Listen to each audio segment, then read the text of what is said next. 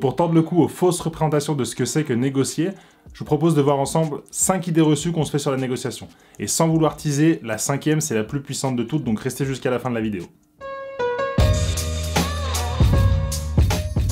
Bienvenue sur Comment négocier.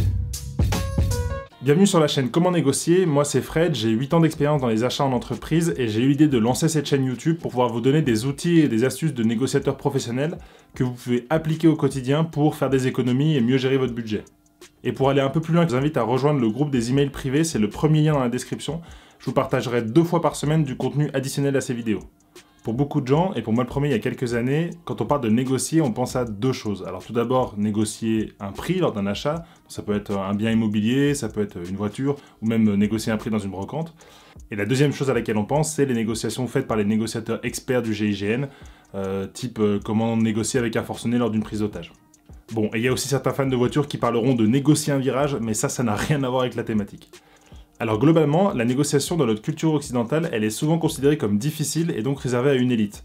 Résultat, il y a très peu de gens qui osent négocier au quotidien.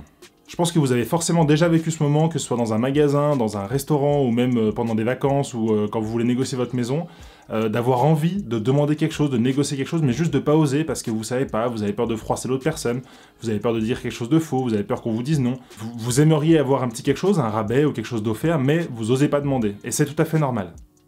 Ça, c'est en grande partie à cause de la fausse idée qu'on se fait de ce que c'est que la négociation, et c'est ce que je vous propose de démonter un petit peu dans cette vidéo.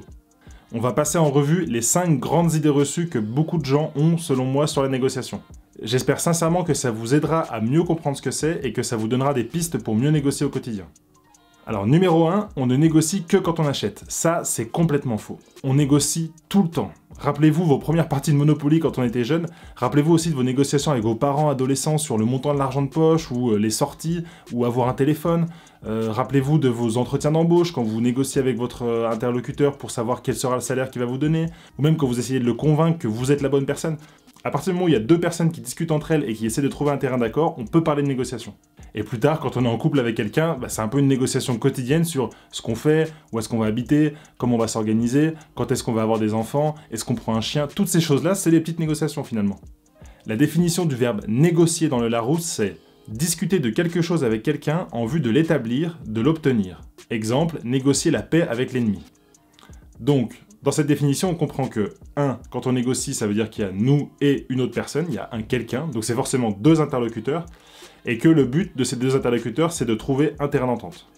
Deuxième idée reçue, si j'essaie de négocier, on va me dire non. Alors oui, ça peut vous arriver. Ça peut arriver que quand on essaie de négocier un prix, ou quand on essaie de négocier quelque chose, on nous dise non. C'est normal. Mais surtout, ne faites aucune supposition. Ne faites aucune supposition. Si dès le début, vous vous dites « Ah bah non, si je demande ça, la personne, elle va être gênée, donc du coup, elle va pas me répondre, donc elle va me dire non, donc je préfère pas demander », c'est sûr que vous allez rien avoir. Il vaut mieux oser demander.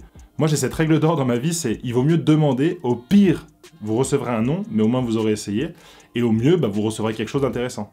Troisième idée reçue, bien négocier, c'est mettre un rapport de force avec mon interlocuteur. Alors ça, c'est quand on parle un peu de manipulation, de chantage, d'avoir des arguments pour mettre l'autre sous pression, d'avoir des deadlines de temps pour qu'ils soient un peu stressés, le fait d'imposer ses idées, c'est pas ça la négociation. Quand on négocie, ce qui marche vraiment bien, c'est d'avoir de l'empathie, de comprendre l'autre, d'écouter l'autre et de comprendre comment lui fonctionne, pour après pouvoir ajuster son discours et ses demandes à son système de valeurs, à sa façon de fonctionner, pour qu'il vous dise oui plus facilement. Quand vous négociez avec quelqu'un, vouloir mettre un rapport de force, ça vous amènera quasiment tout le temps dans le mur. 4. Savoir négocier est un don. Alors ça, je suis persuadé que c'est complètement faux. Personne, dès la naissance, est bon négociateur. Alors c'est vrai qu'il y a certaines personnes qui ont plus d'aisance, par exemple, à prendre la parole en public, à discuter avec quelqu'un, qui vont plus facilement du vocabulaire pour contrecarrer des arguments. Donc ça, c'est vrai que ça peut aider. Donc c'est plus tout ce qui est rhétorique, langage, tout ça. Globalement, la négociation, pour moi, et c'est pour ça que j'ai ouvert cette chaîne, c'est quelque chose qui est ouvert à tous. À partir du moment où on comprend un petit peu comment ça fonctionne et qu'est-ce qui peut permettre de faire aboutir une négociation, c'est juste préparer en amont au maximum et puis appliquer des techniques et des outils pendant la discussion pour arriver à une décision favorable au final. Et si savoir négocier était un don, j'essaierai pas de vous apprendre tout ça dans ces vidéos bien sûr.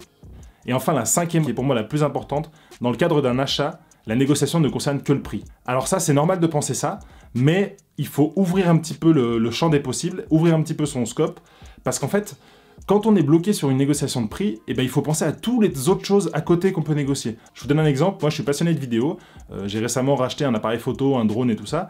Je suis allé dans une boutique plutôt que d'acheter en ligne et j'ai négocié avec le vendeur. Et le prix, bah forcément il avait un prix plancher en dessous duquel il pouvait pas aller, donc déjà il a baissé son prix pour arriver à ce prix-là, et moi ça me convenait pas, je voulais encore d'autres choses. Je me suis dit, bah ok, je vais accepter ça, dire merci déjà pour ce qu'il a fait comme effort, et je vais essayer de voir qu'est-ce que je peux avoir à côté.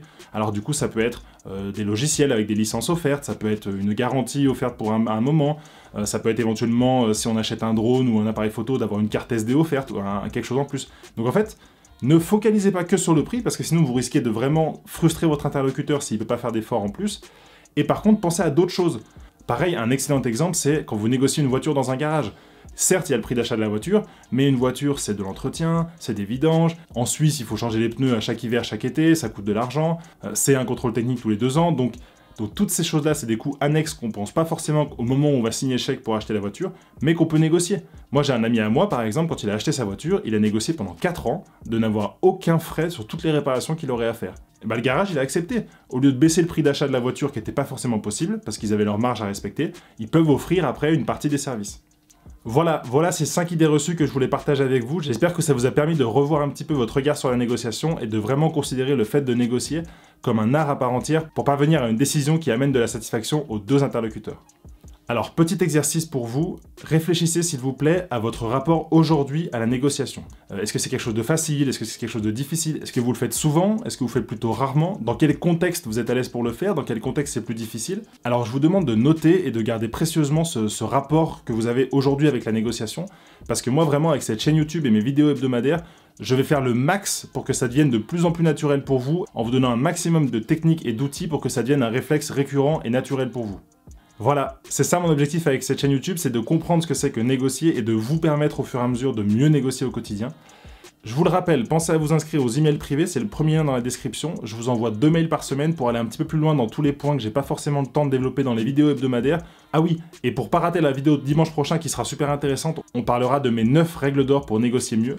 Pensez à vous abonner à la chaîne. Et enfin, si vous voulez que je vous raconte la fois où un seul mail et un peu de culot m'a permis de gagner 800 €, cliquez sur cette vidéo juste là, je suis sûr qu'elle va vous plaire. On se retrouve là-bas ou on se voit dimanche prochain, et d'ici là, négociez mieux et soyez audacieux. Ciao!